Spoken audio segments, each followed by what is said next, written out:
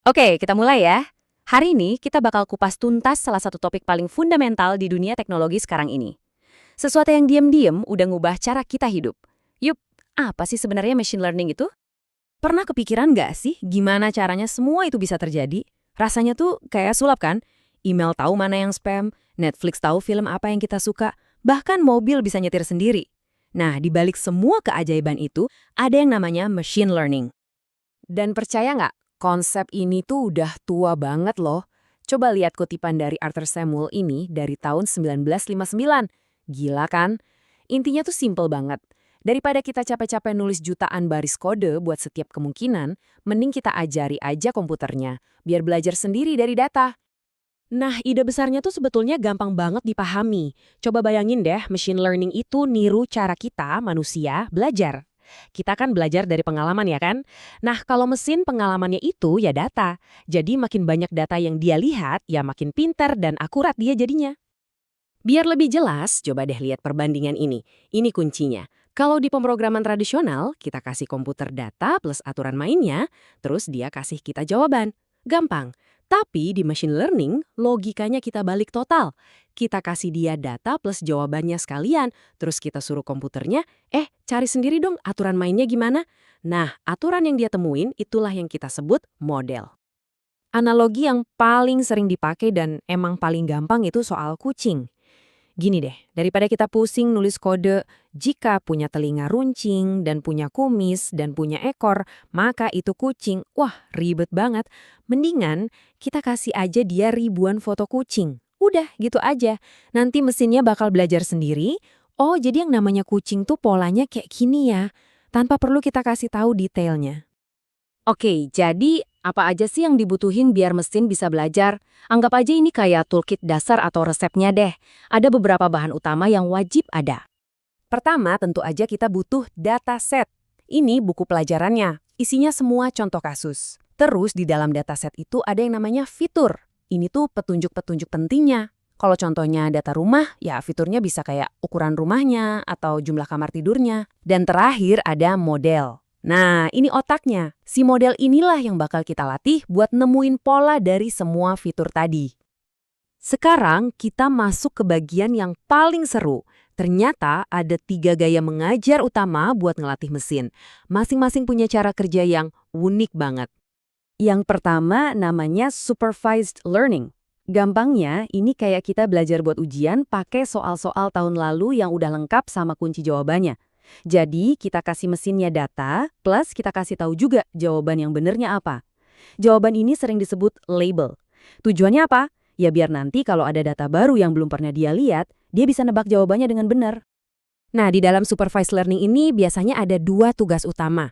Yang pertama itu klasifikasi. Tugasnya nebak kategori. Contoh paling klasiknya ya itu tadi, ini email spam atau bukan. Yang kedua, regresi. Kalau ini tugasnya nebak angka. Contohnya, kira-kira berapa ya harga jual rumah ini berdasarkan data-data yang ada. Nah, ini beda banget sama yang kedua, unsupervised learning. Kalau yang tadi ada kunci jawabannya, yang ini nggak ada sama sekali, benar-benar polosan. Kita cuma kasih data mentah aja. Jadi tujuannya bukan buat nebak jawaban ya, tapi buat nyari pola-pola atau kelompok-kelompok tersembunyi di dalam data yang mungkin kita sendiri aja nggak sadar kalau itu ada. Coba bayangin, kita kasih seorang detektif setumpuk data transaksi pelanggan, tapi kita nggak kasih petunjuk apa-apa. Terus si detektif itu bisa dengan sendirinya nemuin kelompok-kelompok kayak, oh ini kelompok pembeli loyal, nah yang ini kelompok pemburu diskon. Keren kan? Nah, itulah kekuatan dari unsupervised learning. Dia bisa nemuin wawasan baru buat kita.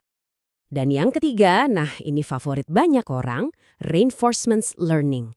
Ini metode belajar yang paling mirip sama cara makhluk hidup belajar. Gimana caranya? Lewat coba-coba atau trial and error. Coba, gagal, belajar dari kesalahan, terus coba lagi. Gitu terus.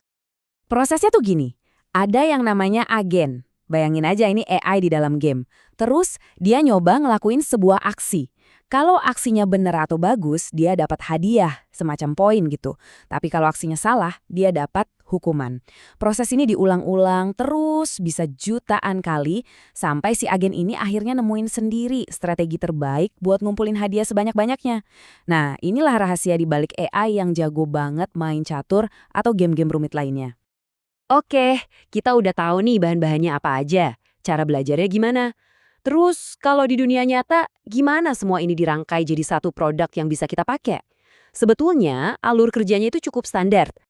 Jadi pertama, kita kumpulin dulu datasetnya. Terus data ini kita bersihin. Proses ini namanya pre-processing. Setelah bersih, baru deh kita latih modelnya buat nyari pola. Kalau udah dilatih, kita evaluasi, kita tes, performanya bagus nggak? Nah, kalau hasilnya udah oke, baru deh model ini kita terapkan ke aplikasi yang kita pakai sehari-hari. Oke, pertanyaannya sekarang, terus kenapa kita harus peduli sama semua ini? Apa sih pentingnya buat kita? Jawabannya, penting banget. Faktanya gini, kita semua itu berinteraksi sama machine learning setiap hari. Sering banget tanpa kita sadari, ini bukan lagi teknologi masa depan yang ada di film-film, ini udah jadi tulang punggung dari banyak banget layanan modern yang kita andalkan sekarang. Coba dipikirin, di dunia kesehatan dia bantu deteksi penyakit lebih awal. Di keuangan dia jagain kita dari penipuan kartu kredit. Tiap hari kita pakai Google Maps buat cari rute terbaik, itu machine learning. Rekomendasi produk di toko online, itu juga. Bahkan buka kunci HP pakai muka, yep, itu semua ditenagai oleh machine learning. Dan semua kecerdasan ini butuh satu bahan bakar utama, yaitu data. Seberapa banyak sih data yang dibutuhin? Biar kebayang ya, satu mobil otonom kayak Tesla itu bisa menghasilkan data 4 terabyte. 4 terabyte cuma dalam 1 jam. Gila kan? Nah, jumlah data yang segitu gedenya, itulah yang bikin model-model canggih ini bisa belajar dan jadi pintar. Jadi pada akhirnya, machine learning itu ibarat mesin ajaib yang bisa mengubah lautan data mentah yang nggak ada artinya jadi sesuatu yang super berguna. Prediksi, wawasan, dan otomatisasi cerdas yang jadi penopang dunia digital kita saat ini. Dan ini yang akhirnya membawa kita ke sebuah pertanyaan yang cukup dalam ya. Kalau mesin itu belajar dari data yang kita ciptakan setiap hari, setiap detik, pertanyaannya adalah apa yang sebenarnya lagi kita ajarkan ke mereka tentang dunia kita? Apa cerminan kita yang mereka lihat? Sesuatu untuk kita renungkan bersama. Sampai ketemu di pembahasan berikutnya.